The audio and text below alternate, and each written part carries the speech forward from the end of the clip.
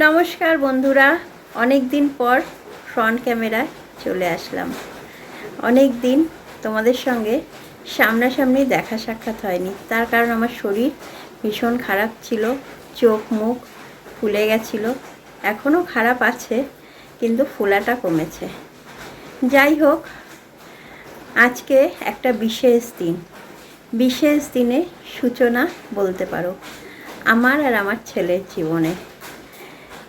তো সব কিছুই তো তোমাদের সঙ্গে শেয়ার করি, আর বিশেষ কোনো কিছু হলে তোমাদের সঙ্গে শেয়ার করব না, এটা তো হতেই পারে না। আমার ছেলে খুব একটা ক্যামেরার সামনে যদিও আসে না, আজকে আমার ছেলের জন্মদিন, তাই ভাবলাম এই আনন্দের মুহূর্তটা তোমাদের সঙ্গে শেয়ার করব না, সেটা কি কখনো হতে পারে? আর ছেলের জন্য খুব অল্প করে একটু আয়োজন করেছি, চলো সেটাই তোমাদের সঙ্গে শেয়ার করে নিই। দেখো, প্রথমে দিয়ে দিয়েছিলাম 1 গ্লাস জল, তারপরে ছেলের প্লেটে রয়েছে পোলাও, স্যালাড, কুমড়ো ভাজা, আলু ভাজা, পটল ভাজা, পাঁপড় ভাজা, ফিশ ফ্রাই, সঙ্গে রয়েছে চিকেন কষা, আর রয়েছে পায়েস, চাটনি, মিষ্টি।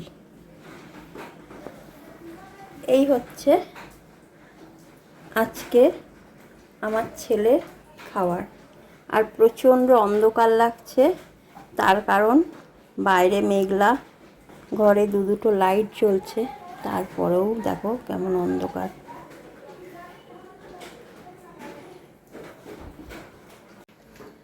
তো তোমরা দেখতেই পেলে আমার ছেলের খাবার কি কি সাজিয়েছি। আরও খুব একটা বেশি খেতে চায় না, আগে অনেক কিছু রান্না করতাম কিন্তু সেরকম একটা খায় না, তাই ও যেটা ভালোবাসে সেটাই করে দিয়েছি।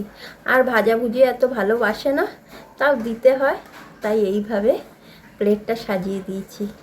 তোমরা কিন্তু আমাকে কমেন্ট সেকশানে জানিও আমার ছেলের জন্মদিনের প্লেট সাজানো কেমন হয়েছে।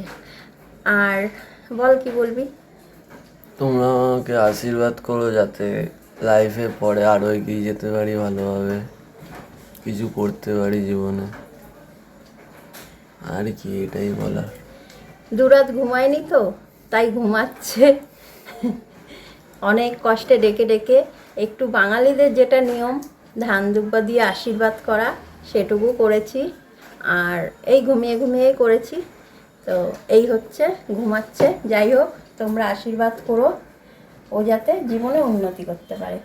আর মা বাবাকে যেন, মা বাবা যতদিন বাঁচবে জ্বালিয়ে যেতে পারে। তাহলে আজকের মতন ভিডিওটা এইটুকু, আজকে না এখনের মতো ভিডিওটা এইটুকু। তাহলে চলো ঘুমিয়ে ঘুমিয়ে খেয়ে নিই, আবার দেখা হচ্ছে পরের ভিডিওতে। টাটা।